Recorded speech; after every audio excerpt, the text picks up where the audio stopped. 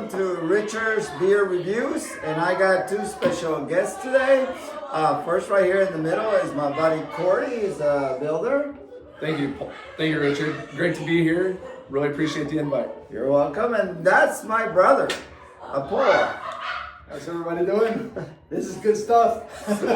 Yeah, so this is the beer we're talking about today. This is St. Arnold's. St. Arnold's is a local brewery. They're awesome, and they're a destination brewery, which means that you can go to the brewery and you can have you can eat there, and they have a nice place where you can drink your beer and smoke a cigar.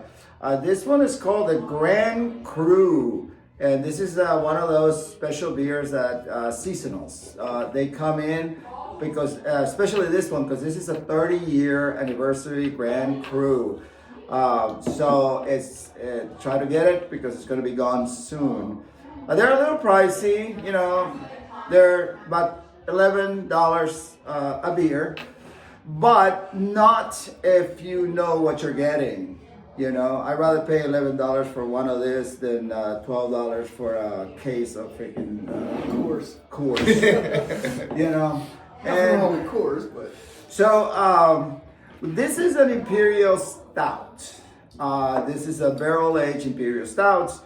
So quickly, I'm going to give you a quick history on Imperial Stouts, and then we're going to try our beer and taste it and see what we think about it, what we like about it.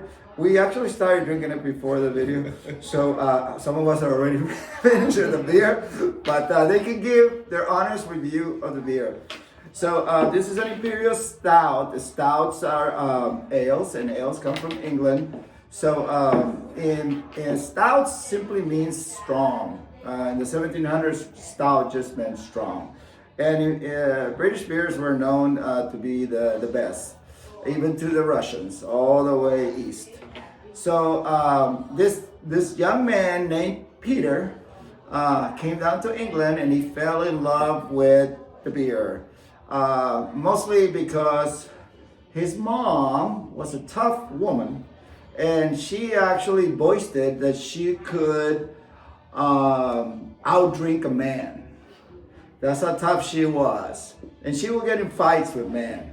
But so he went to England and he fell in love with the stout. And he asked for to be shipped to Russia, a special shipment to be shipped to Russia.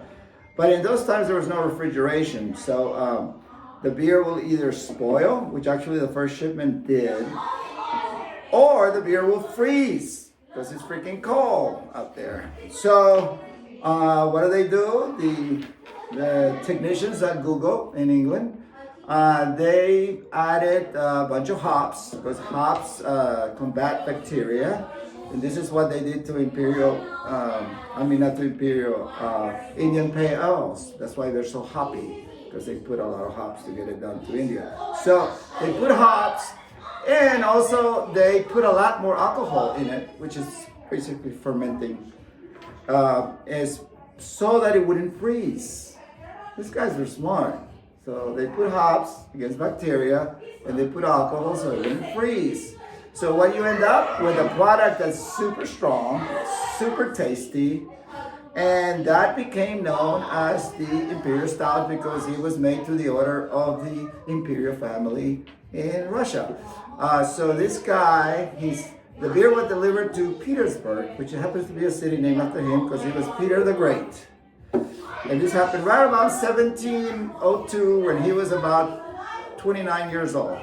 And his mother is Catherine the Great, and the Empress, but a lot of Imperial Stouts is associated to her because she's the one that really brought it in volume, but it was because of her son that this happened. So now let's have a little drink and see what you guys think about it. So you still have to sit there. it's delicious. So what do you think about it, Corey? It's honestly, this is one of my favorite beers. As soon as you take a whiff of it, you get the chocolate and some cherry hints. Very flavorful, definitely very strong. You don't have to drink this fast. As you notice, drinking it out of a wine glass, but you also can see how much it's coating the glass. It's beautiful. It's just a delicious beer. It's a totally different experience. I wouldn't even call it beer if it wasn't a stout. Yeah, it's a very complex beer. It's takes a lot more time and effort to do, and this happens to be bourbon barrel aged. So that means it's been put in a bourbon barrel. So it picks up bourbon flavors, and it also picks up oaky flavors from the wood, from the bourbon barrel. And it also, even though there's no chocolate, there's no coffee added, but everybody will tell you there's a flavor of chocolate in it, and there's a flavor of coffee.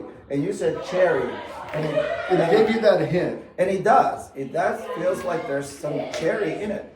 It's just so complex. It's so delicious. What did you think about it, Paul? I think it's delicious. You liked it, obviously. He's the first one done. I always compare it to the Irish beers, which is like Guinness. But this was very smooth. It's thicker than a Guinness. You do feel the taste of the bourbon, which is really delicious. And then also the oak, you feel a little bit of oak. It's a little bit thicker in the sense that you want to sip it a little slower so you can feel all those different tones. I do feel a little bit of chocolate and the coffee that you were talking about. Has a higher percentage of alcohol, almost like 4 times in a regular beer. So for you college students, you just drink one of them, it's almost like you drank 4. So you have to be very careful. So college students, don't buy this beer. This is not for you. Okay? So anyway, I want to keep this short. Thank you guys for joining us. Thank you, Corey. Thank you, Paul. And this is St. Arnold's Grand Cru. Not for you college students.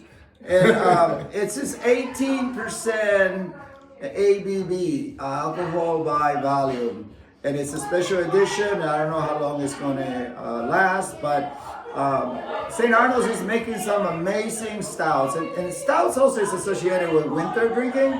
So sometimes they're seasonal; they only come in the winter. So it's a good thing about that the winter brings is good stout beers, and they're amazing with a cigar. So it's a perfect combination. It's like you're in heaven. Sometimes I think that if I ever, get to go to heaven, I'm going to peek in and say, hey, you guys have beer and cigars in here? And if they say no, I don't know. So anyway, thank you guys. Thank you, Corey. Thank you, Paul. Cheers.